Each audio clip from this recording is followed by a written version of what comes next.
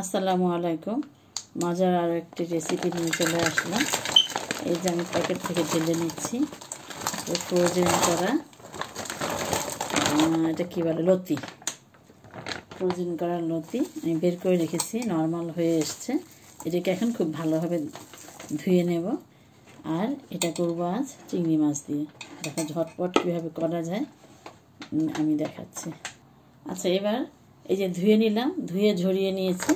এই যে ফিরে আসলাম, ওইটা ফ্রোজেন ছিল, পরে আবার পানি দিয়ে কিছুক্ষণ রেখে দিয়েছিলাম। এই যে সব নর্মাল হয়ে গিয়েছে। এখন এর মধ্যে আমি সব কিছু দিয়ে দেব। এই দেখো, প্রথমে দিয়ে দেব পেঁয়াজ। যখন অনেক ব্যস্ততা থাকে, রাঁধতে মন চায় না বা খুব বেশি সময় নাই হাতে, তখন কিন্তু আমরা এভাবেও রাঁধতে পারি। এখানে আমি পেঁয়াজগুলো সব দিয়ে দিলাম। এবার দিয়ে দেব রসুন কুচি।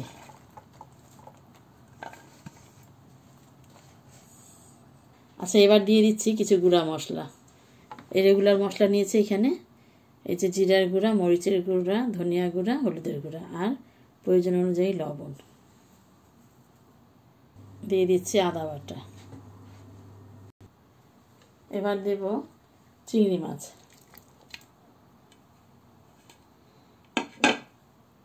আরও দিয়ে দিব মরিচের ফালি। সব একত্রে এবার আমি এটাকে মিশিয়ে নেব।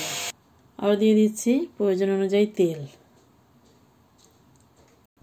এবার খুব ভালোভাবে এটাকে মাখিয়ে নেব, সব কিছু একত্রে মাখিয়ে নেব।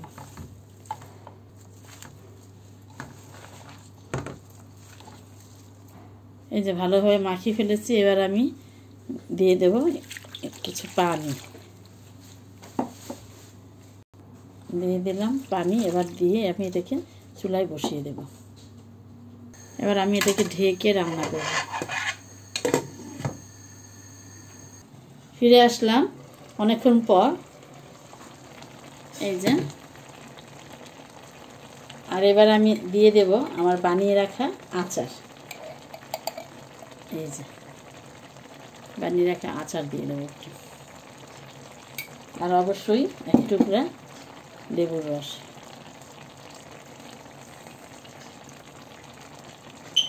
আর এই যে এরই মাঝে তৈরি হয়ে গেল। দেখো, একবারে বসিয়ে দিয়েছি। এই যে খুব সুন্দর হয়ে গিয়েছে একদম। এভাবে কিন্তু একবারে মাখিয়ে দিয়েও ভালো লাগে, অনেক রকম করা যায়। তা এখন আমরা এই মাখিয়েও খুবই করতে সুবিধা হয়। এটা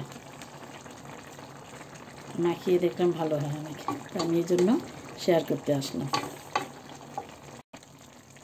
আর এই দেখো, এরই মাঝে তৈরি হয়ে গেল লতি দিয়ে চিংড়ি মাছ। খুবই মজাদার রেসিপি। সাদা ভাত দিয়ে কিন্তু খুবই মজার হয়। এভাবে কেউ করে না থাকলে ট্রাই করে দেখতে পারো, খুবই মজার হবে। একবারে মাখিয়ে বসিয়ে দিলাম, কোনো ঝামেলা নেই। কিন্তু একটু আস্তে আস্তে অনেকক্ষণ করলে সুন্দর হয়। আর অবশ্যই লেবুটা দিলাম, আমি দেই শেষে আর কি। লেবু দিয়ে আর বেশিক্ষণ রাখারও দরকার হয় না। এই তো আজ এই পর্যন্তই। আবার কথা হবে অন্য কোনো ভিডিওতে। আমাদের চ্যানেলটিকে সাবস্ক্রাইব করে আমাদের সাথেই থাকো। আল্লাহ হাফেজ।